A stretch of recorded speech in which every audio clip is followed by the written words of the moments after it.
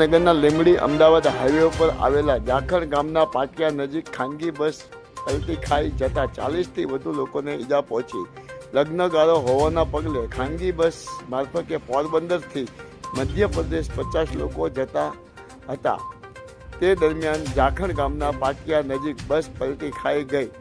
ઈજાગ્રસ્તોમાં મોટા ભાગના નાના બાળકો અને મહિલાઓ. ખાનગી બસ ચાલકે સ્ટીયરિંગ પર કાબુ ગુમાવતા બની ઘટના. ઈજાગ્રસ્તોને સુરેન્દ્રનગરની મેડિકલ કોલેજમાં સારવાર અર્થે ખસેડવામાં આવ્યા.